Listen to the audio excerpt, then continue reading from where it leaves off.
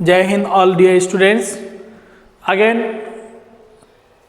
welcome all of you on our online platform, the Science Park. Students, last class में हम लोगों ने ray optics के बारे में डिस्कस किया था। रे ऑप्टिक्स में पहला पार्ट मैंने आपको जैसे बताया था कि पार्ट अलग अलग कर दिए हैं। पार्ट ए हम लोगों ने जो की पॉइंट्स, इंपॉर्टेंट पॉइंट्स होते हैं रे ऑप्टिक्स के, part a reflection of light के, उसको पढ़ा था। नेक्स्ट हम लोग डिस्कस करने वाले हैं गाइस रिफ्रैक्शन ऑफ लाइट। तो शुरुआत करते हैं रिफ्रैक्शन ऑफ लाइट से। रे ऑप्टिक्स में part B refraction of light. पहले जनरल थोड़ा सा हम लोग इसको इंट्रोडक्शन बेस समझ ले कि रिफ्रैक्शन का मतलब क्या होता है। तो ये मान लो प्रिंसिपल एक्सिस है, ये इस पर नॉर्मल है, ठीक है। When a ray of light is incident on the principal axis, या when a ray of light is incident on any surface, then the ray of path is disturb. तो उसका रे ऑफ पाथ जो हो जाता है वो disturb हो जाता है, मतलब हट जाता है अपने एक्चुअल पोजीशन से। तो इसे, इस पोजीशंस को या इसे कहा जाता है रिफ्रैक्शन। जब कोई प्रकाश किरण, जब रे ऑफ लाइट एक मीडियम से दूसरे मीडियम में जाती है तो अपने एक्चुअल पाथ को, अपने रियल पाथ को डिस्टर्ब कर लेती है। आने वाली जो रेडिएशन होती है उसे इंसिडेंट रे कहा जाता है। ये नॉर्मल है, नॉर्मल और इंसिडेंट रे के बीच का एंगल ऑफ इंसिडेंस होता है, और नॉर्मल और रिफ्रैक्टेड रे के बीच का एंगल जो होता है गाइस उसे कहा जाता है एंगल ऑफ रिफ्रैक्शन, ठीक है। लॉ की बात करें तो लॉ एक इस बोलता है कि the sine angle of incidence that is sine I, and the ratio of sine angle of incidence to the sine angle of refraction is always equal to a numerical constant which is known as refractive index, and the mathematical form which is given on the screen is also known as Snell's law, ठीक है। Refractive index अलग अलग medium के लिए अलग अलग होता है। The value of refractive index is different for the different medium. Okay guys, start करते हैं, क्वेश्चंस की तरफ बढ़ते हैं और इंपॉर्टेंट पॉइंट्स को हम लोग डिस्कस करते चलते हैं। आइए स्टार्ट करते हैं। Refraction of light. क्वेश्चन है when a ray of light passes from rare medium to denser medium, ठीक है। दो मीडियम होते हैं। रेयर मीडियम जो होता है इसमें प्रेजेंस ऑफ लाइट कम होता है, डेंसर मीडियम में प्रेजेंस ऑफ लाइट ज्यादा होता है, ठीक है।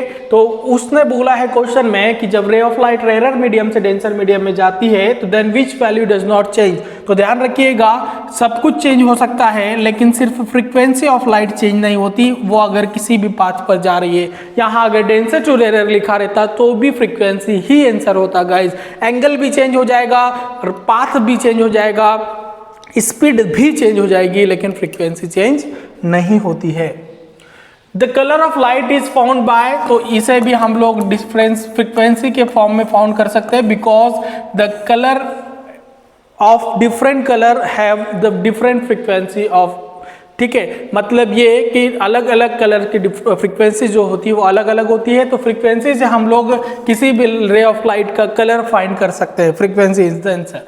When a ray of light passes from one medium to another medium, जब रे ऑफ लाइट एक मीडियम से दूसरे मीडियम में जाती है तो then ray of path will disturb, तो उसका पाथ डिस्टर्ब हो जाता है। दिस प्रोसेस इज कॉल्ड, अभी मैंने आपको समझाया कि जब पाथ डिस्टर्ब हो जाता है तो उस पाथ को या उस लाइट को कहा जाता है, उस प्रोसेस को कहा जाता है रिफ्रैक्शन ऑफ लाइट।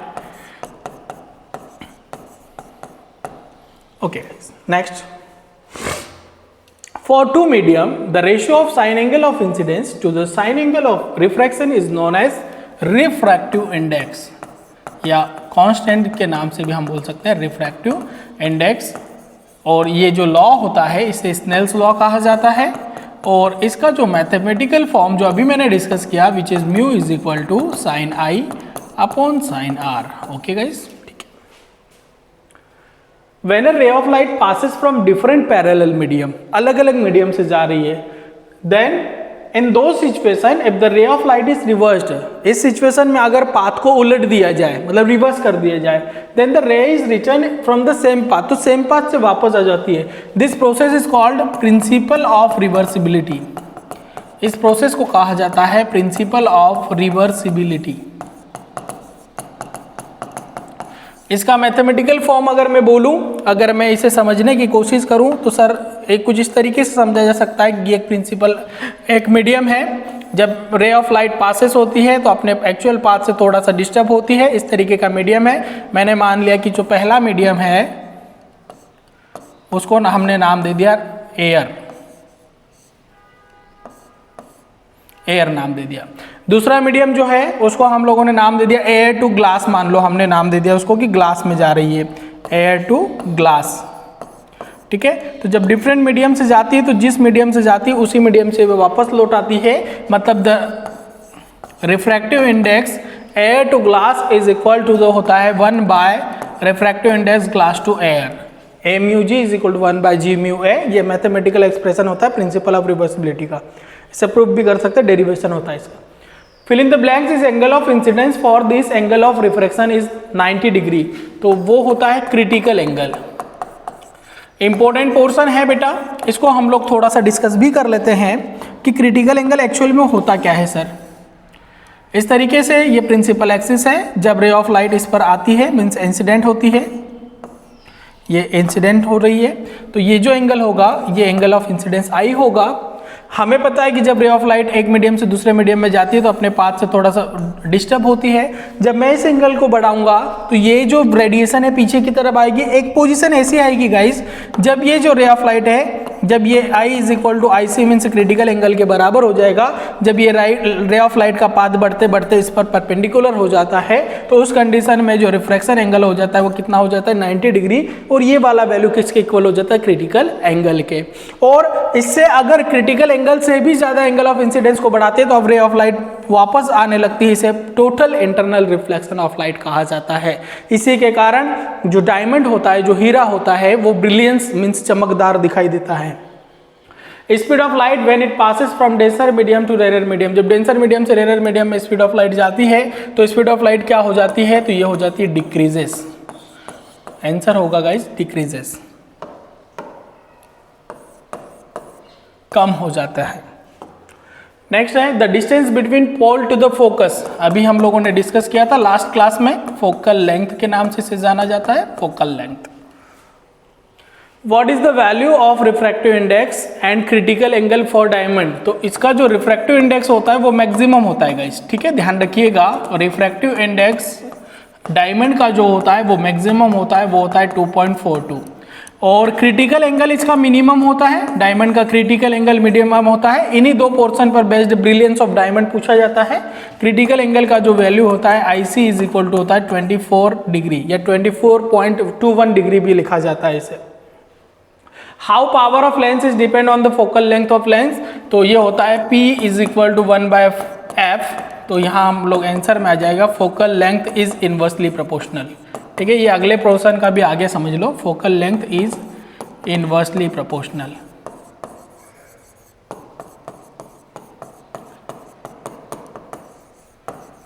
ठीक है, next write the mathematical form of Snell's law, अभी हम लोगों ने डिस्कस किया है, म्यू इज इक्वल टू होता है sin I upon sin R, ये इंपॉर्टेंट फॉर्मूला है इस टॉपिक के।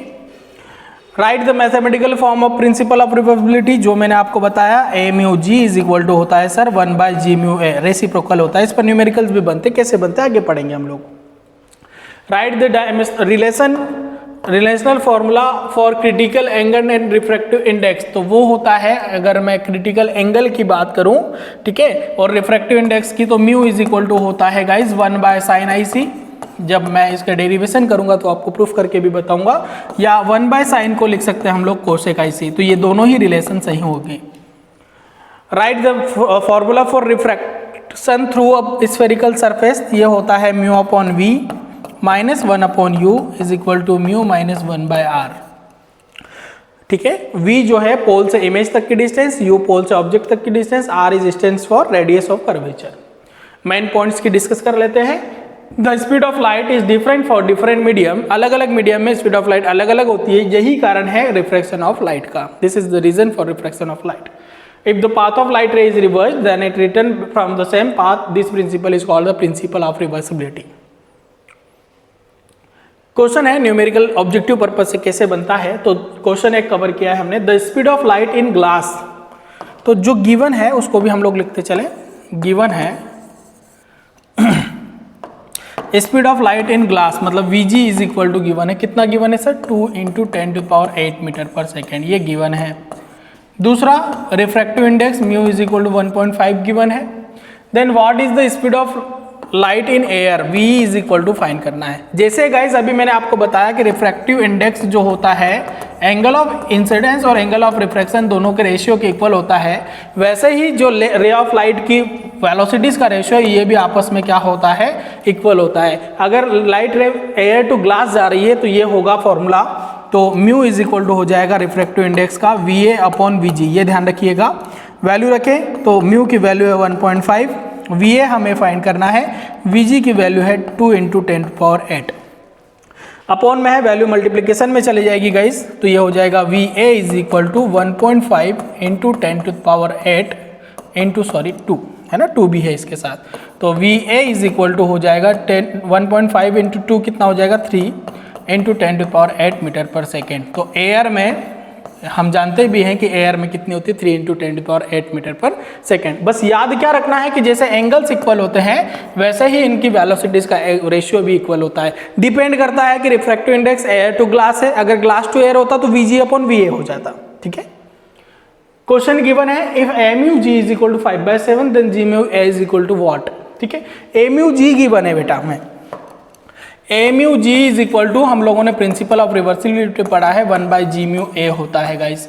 वैल्यू रखें तो MUG is equal to 1/GMUA, तो हमें तो GMUA निकालना है, तो मैं इसकी वैल्यूज को भी चेंज कर सकता हूं, तो GMUA इज इक्वल टू हो जाएगा 1/AMUG, पोजिशन इंटरचेंज, तो GMUA इज इक्वल टू हो जाएगा 1/AMUG का वैल्यू कितना है बेटा 5/7, तो ये रेसिप्रोकल हो जाएगा, तो GMUA इज इक्वल टू मिल जाएगा 7/5 इज आंसर।